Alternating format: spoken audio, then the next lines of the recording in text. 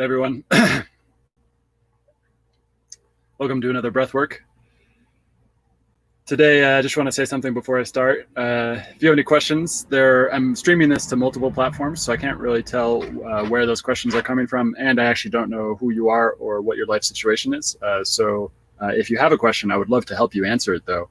It's just these live streams won't be a good time to do that, unless you give me a lot of background and feedback or background on what you're dealing with. You can send me a personal message. If you're watching this on Periscope, you can send me a message at Stuart Alsop III. My DMs are open, and you can just send me a message there. Yeah, and just with any questions. And I'm not an expert. I don't think there are any experts. I think we're all kind of mucking about and trying to figure out as we go along.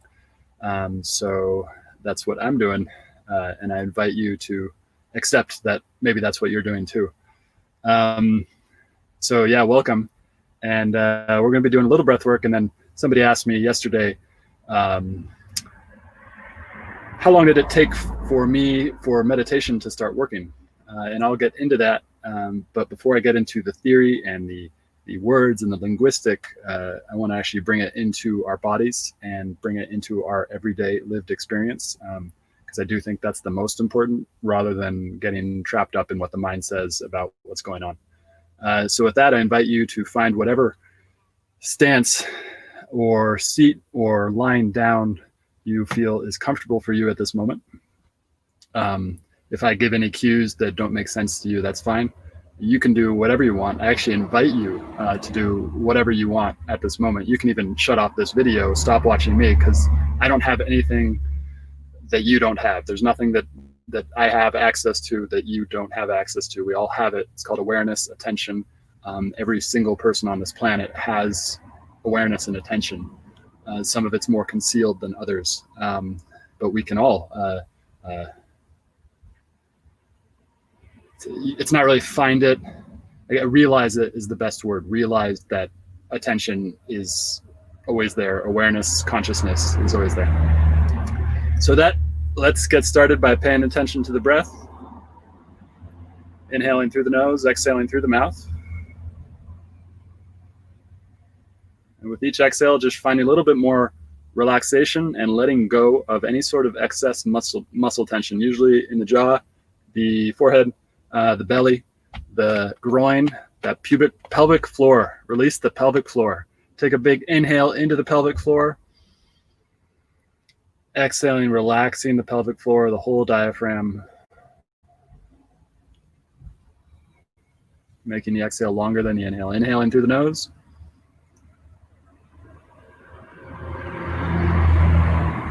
Exhaling, relaxing the pelvic floor. If you don't know where the pelvic floor is, it's in between the genitals and the anus. So inhale. And on the next exhale, just totally let go of any sort of muscular control. Inhaling through the nose. Exhale. Let your body sink. Inhale through the nose. Exhale, let your body sink.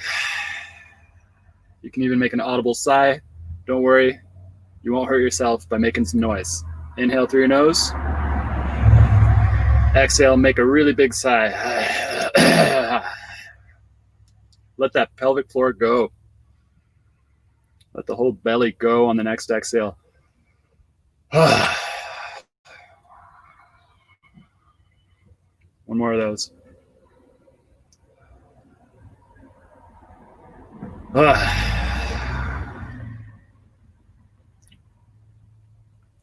Now noticing what's here now. Not trying in any practice, not trying to do anything special. Just notice what is going on in this moment. We have access to our senses. So notice those 5 senses, feeling the weight of your shirt on your body, feeling the air coming in and out through the nostrils or at any place along the chain.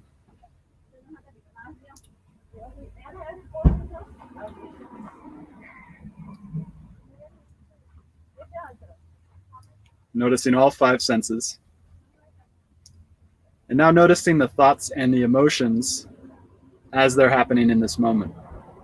So not getting wrapped up in what the thought is saying or what the emotion feels like, but just watching them as phenomena that are passing. Intense curiosity can help us in this, essentially just wondering what the fuck is going on.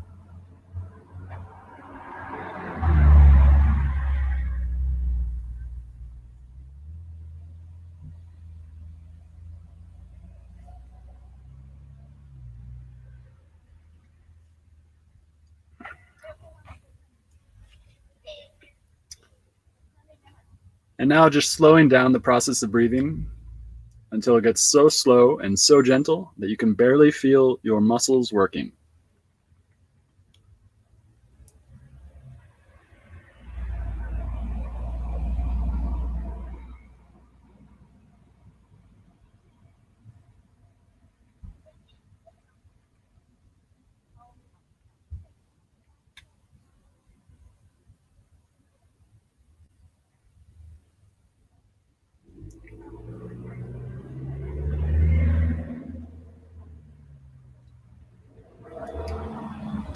And this will conclude the breathwork session part of this video.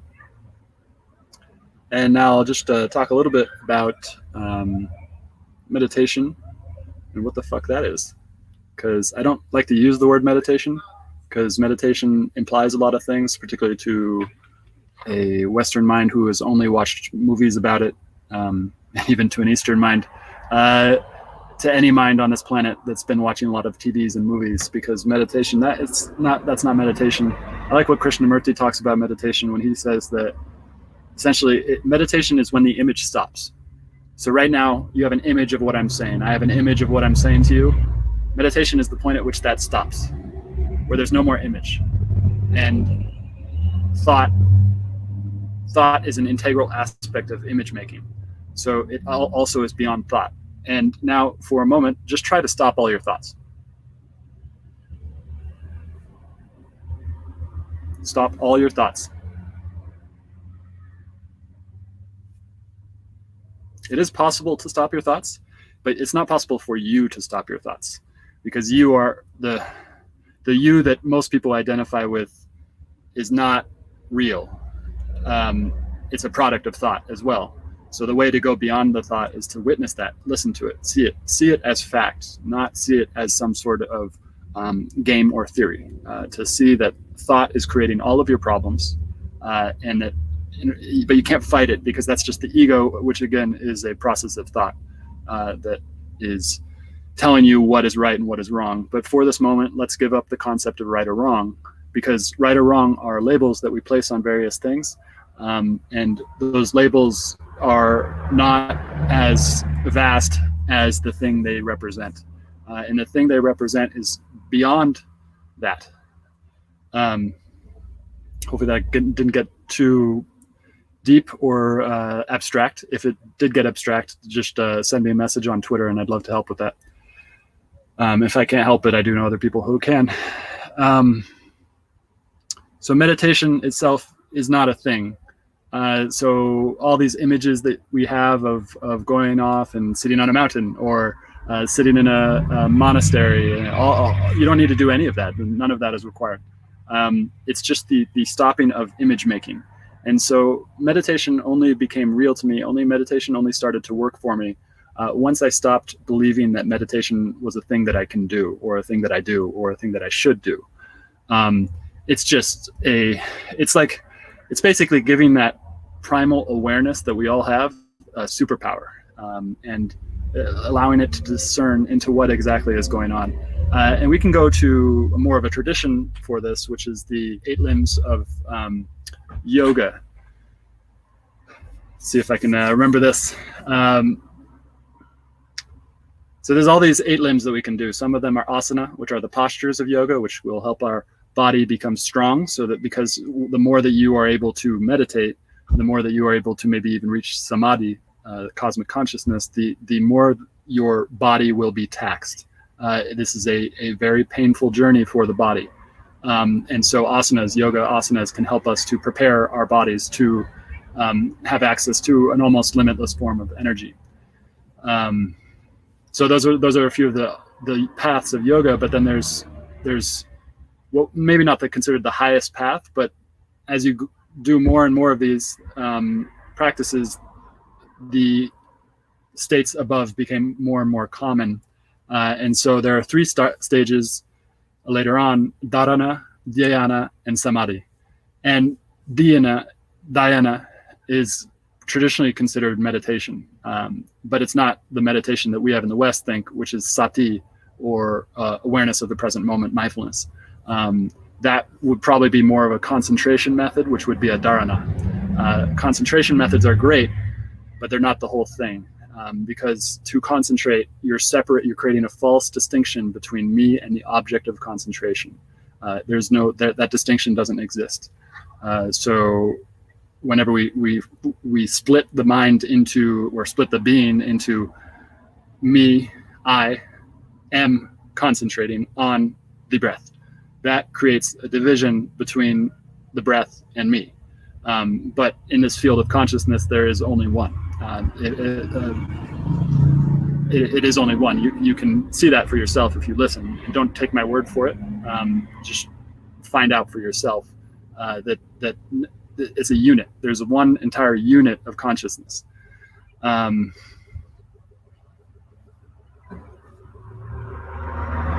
So I think that answers the question.